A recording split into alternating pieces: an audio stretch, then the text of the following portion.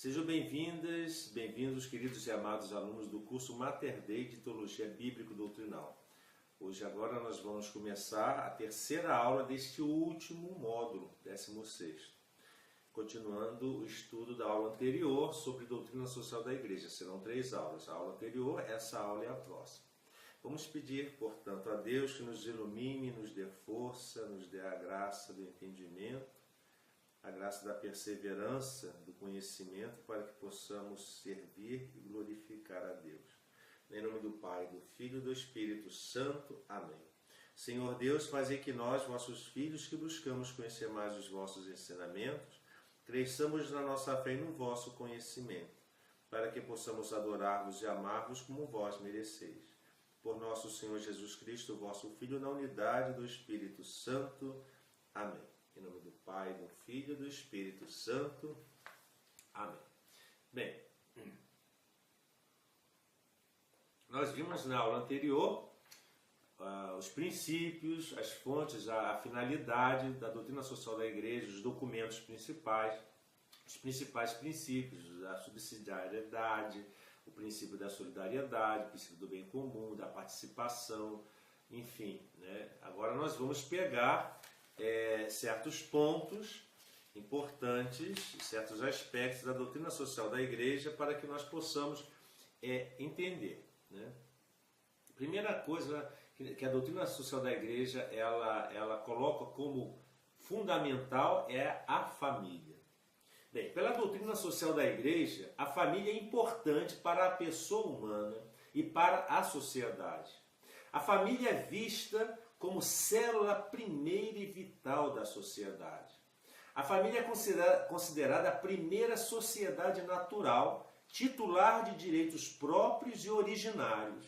É colocada no âmago da vida social e nasce da íntima comunhão de vida e de amor, fundada no matrimônio entre um homem e uma mulher. E é bom sempre frisar aqui que a família ela antecede ao Estado. O Estado ela é posterior.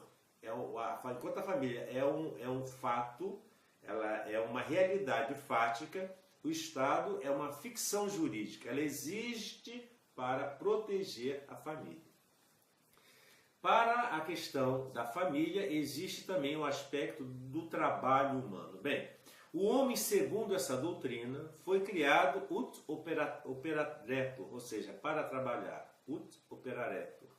O homem foi feito para trabalhar. As realidades criadas são boas em si mesmas. Existem em função do homem. Tudo que existe no mundo existe em função do homem. O trabalho, portanto, pertence à condição originária própria do homem, é anterior à queda do pecado original, não pode ser, por isso, entendido como uma punição e nem como sendo uma maldição ou castigo. É um instrumento eficaz contra a pobreza e deve ser sempre honrado. É essencial, mas não é o fim último da razão de ser a existência do homem. Esta não deve esquecer-se que a última razão da sua existência é Deus. O trabalho representa uma dimensão fundamental do homem como participação da criação e da redenção.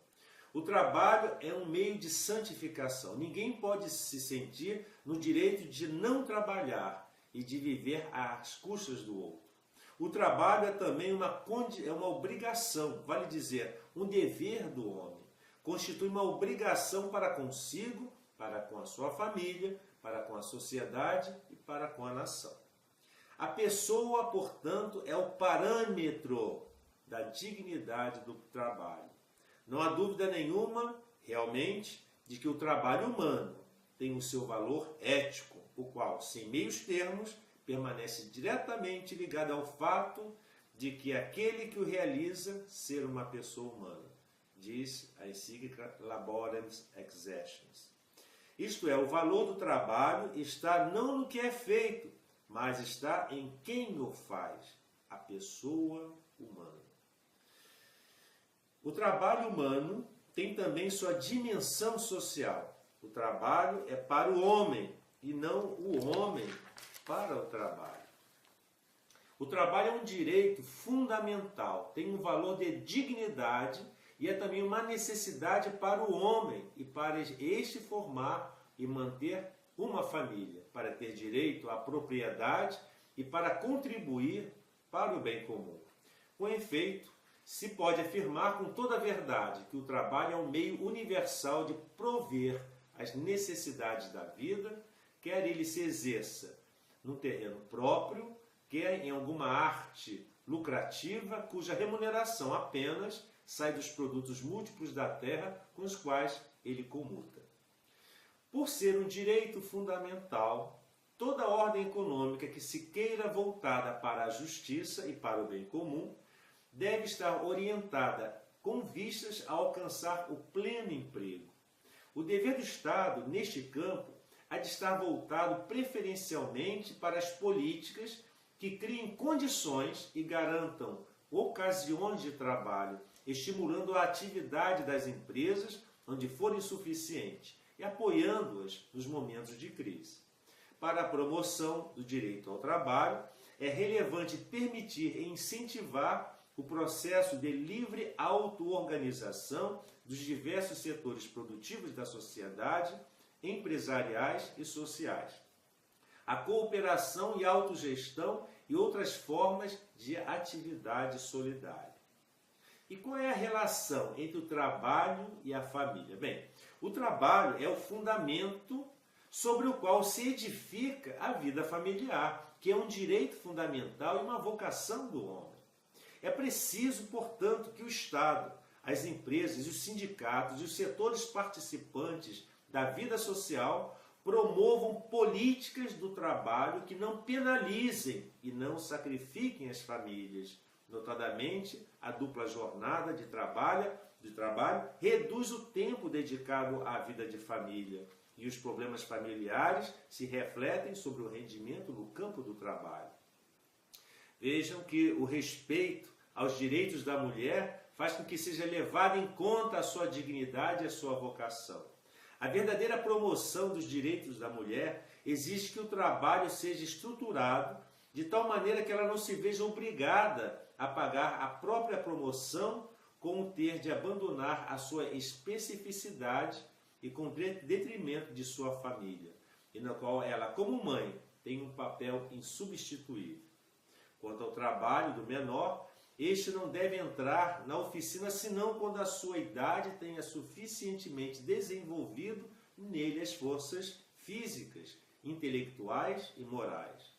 Do contrário, como uma planta ainda tenra, ver-se-á murchar com um trabalho demasiado precoce e dar-se-á cabo da sua educação. E as relações com o capital, com o aspecto econômico?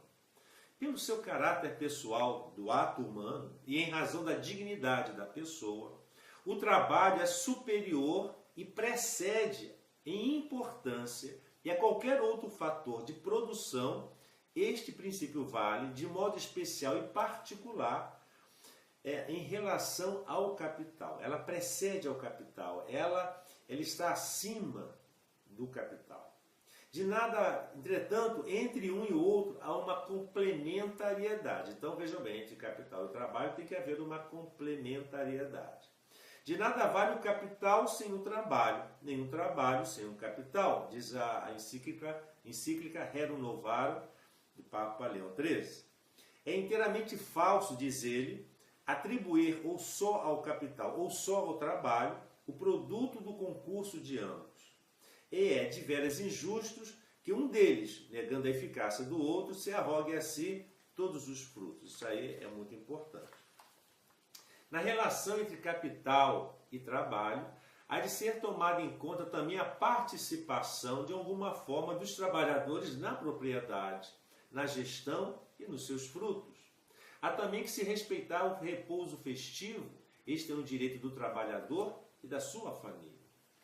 E a questão da propriedade privada e a função social? Bem, a doutrina social da Igreja sustenta que o direito à propriedade privada está subordinado ao princípio da destinação universal dos bens e não deve constituir um impedimento ao trabalho.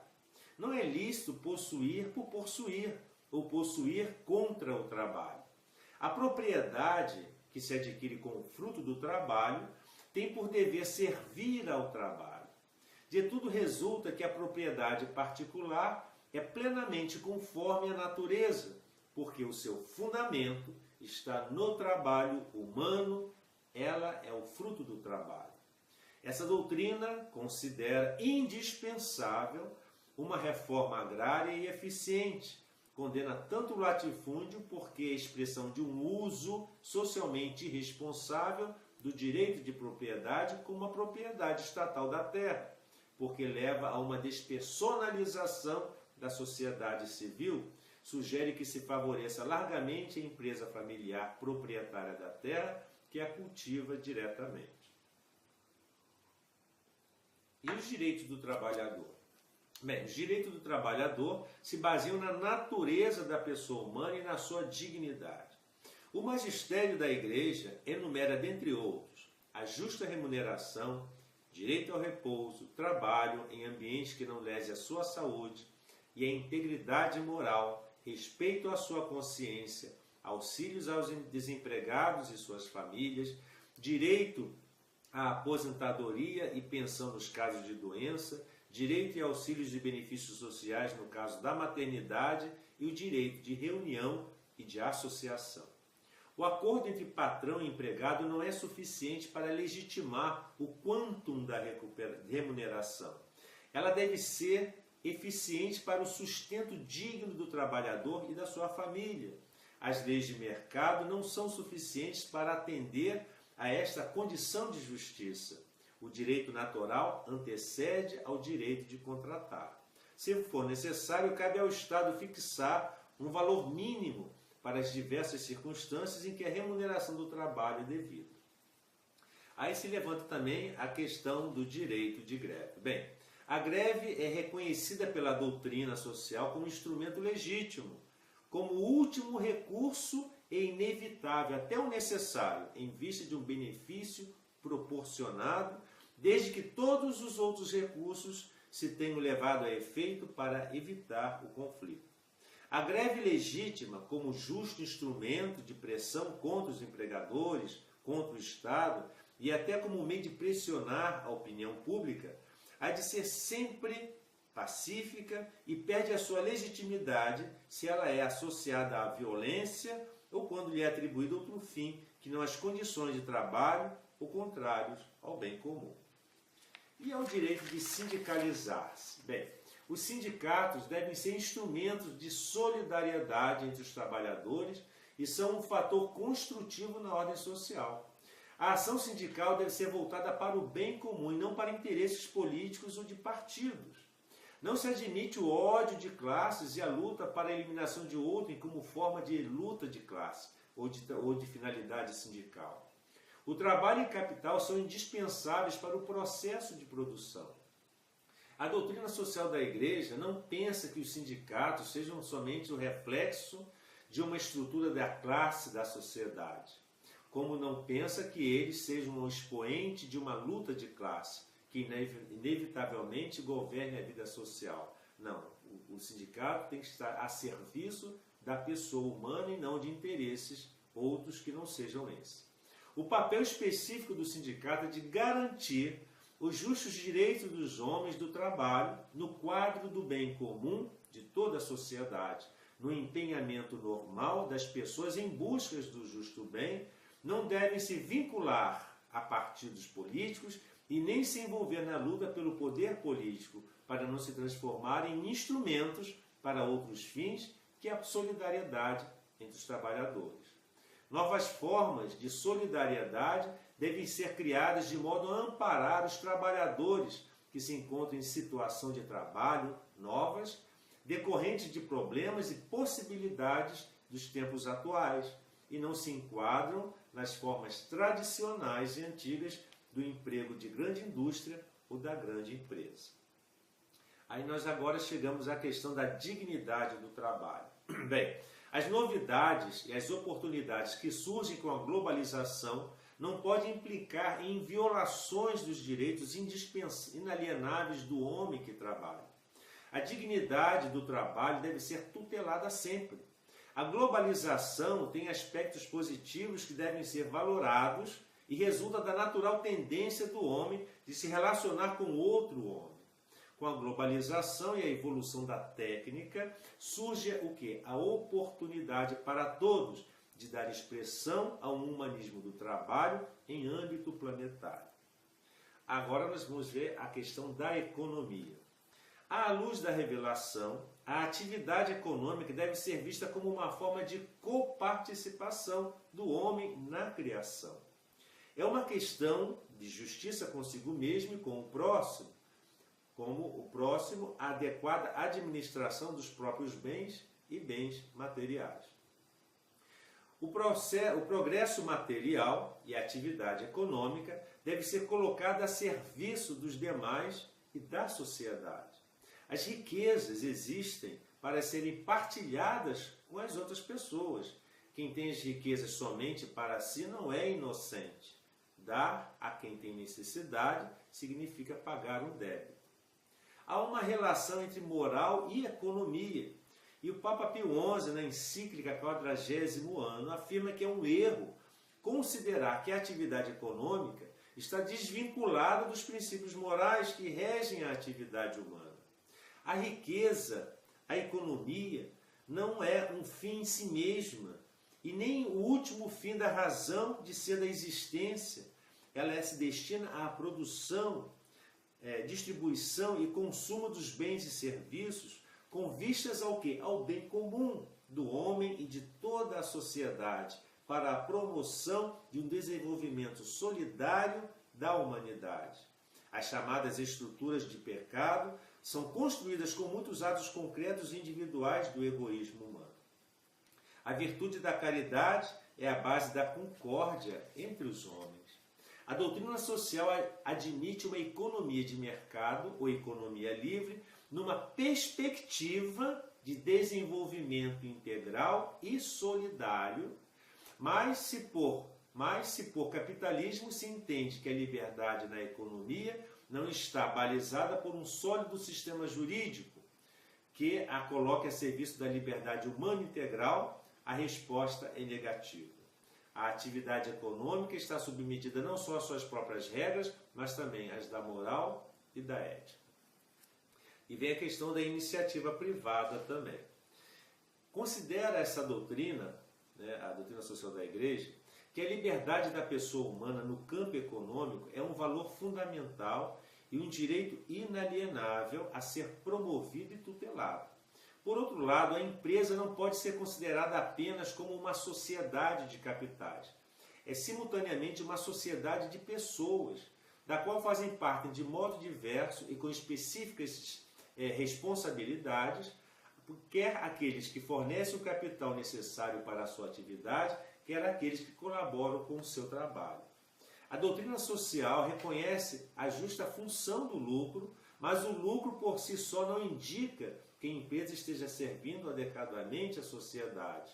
Não é lícito obter o lucro à custa da dignidade do trabalhador, da sua humilhação e da violação dos seus direitos.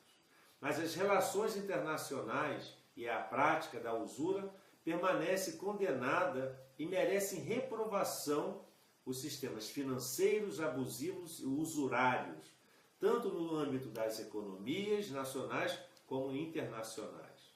Os trabalhadores que atuam na empresa constituem o seu patrimônio mais precioso.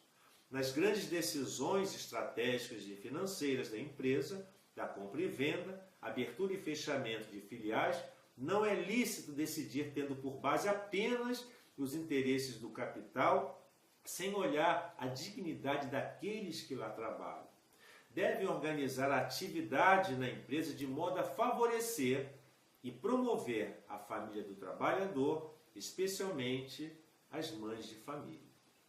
E as instituições econômicas, como o livre mercado, o Estado, os corpos sociais intermédios, os consumidores. Bem, o livre mercado, sendo os recursos existentes na natureza finitos, devem ser empregados de forma racional e econômica. A doutrina social da Igreja considera que o livre mercado socialmente importante pela capacidade que possui de permitir uma eficiente produção de bens e serviços. A concorrência é eficaz para alcançar objetivos importantes, como moderar os excessos de lucros. É eficaz também para atender às exigências de consumidores, por exemplo, e incentivar a criatividade e inovação na economia. Entretanto, o benefício individual do operador, embora legítimo, não é o único objetivo e nem o mais importante, e ele deve ser obtido num contexto de utilidade social. O livre mercado somente alcança sua legitimidade quando ancorado nas finalidades morais e éticas que o norteiam. A liberdade econômica é apenas um elemento da liberdade humana. Quando aquela se torna autônoma, isto é, quando o homem é visto mais como um produtor ou somente como um consumidor de bens, do que como um sujeito que produz e consome para viver, então ela perde a sua necessária relação com a pessoa humana e acaba por se alienar e oprimir. Bento XV ensina que a doutrina social católica sustentou sempre que a distribuição equitativa dos bens ela é prioritária. O proveito é legítimo naturalmente e na justa medida necessário para o desenvolvimento econômico. Recorda neste sentido as palavras de João Paulo II na encíclica Centésimos Anos.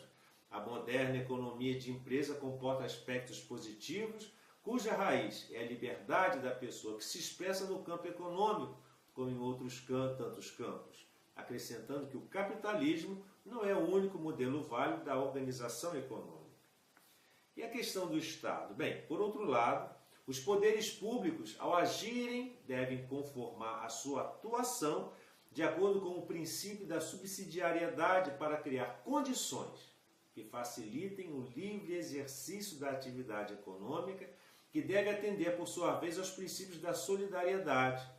Cabe ainda ao Estado estabelecer limites de modo que a parte mais fraca não seja prejudicada pelos economicamente mais fortes.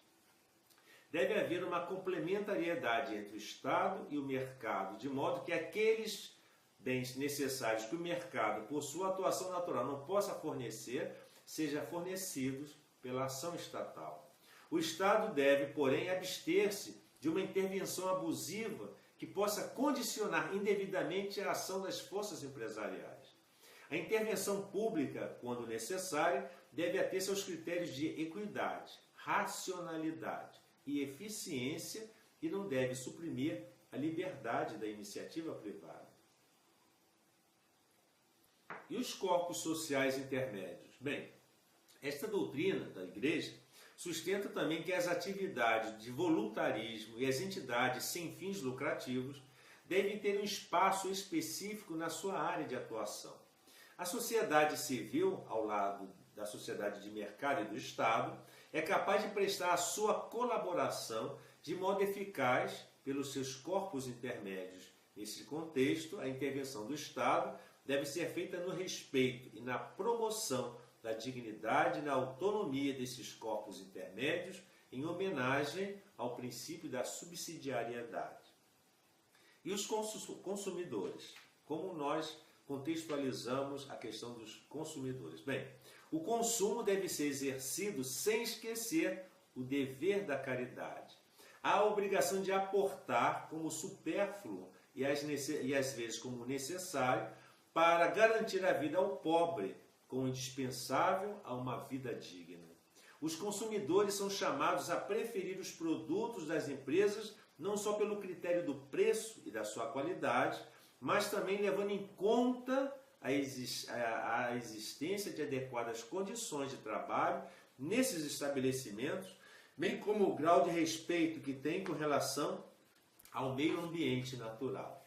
Os consumidores são convidados também a evitar o fenômeno do consumismo e a evitar as necessidades artificialmente criadas que dificultam e até mesmo impedem o crescimento e a formação de uma personalidade amadurecida. E para finalizar, quais são os outros princípios? Bem, são outros princípios em que se baseia a doutrina social da Igreja. Primeiro, a liberdade da pessoa, o valor da liberdade e os seus limites. o seu vínculo com a verdade, a lei natural, a inviolabilidade e inalienabilidade dos direitos humanos, cuja fonte não se situa na vontade dos homens e nem na realidade do Estado ou nos poderes públicos, mas no próprio homem e na lei natural, do que decorre da sua inderrogabilidade. Nele se situa, em primeiro lugar, o direito à vida, desde a sua concepção até o seu fim natural, e o da complementariedade entre direitos e deveres e a sua correlação respectiva. E ainda, a primazia do bem comum sobre o interesse particular, o valor da família e a indissolubilidade do vínculo matrimonial, liberdade de educação dos filhos pelos pais, a liberdade religiosa, superioridade e prevalência do trabalhador sobre o capital, trabalho como valor que dignifica o ser humano, do que decorre o direito ao salário justo, o princípio da autoridade como finalidade para servir ao bem comum, a autonomia dos grupos intermédios, princípio da subsidiariedade e ação social subletiva do Estado, princípio da destinação universal dos bens e o direito da propriedade privada limitado pela justiça e pelo bem comum. Aqui, portanto, terminamos a segunda parte do nosso estudo sobre a doutrina social da Igreja. Na próxima aula, na quarta aula, nós vamos falar um pouco da parte histórica, desde Leão XIII até o Concílio Vaticano II, passando pela América Latina também. Que o Senhor nos abençoe, guarde-nos de todo mal e nos conduza à vida eterna. Amém.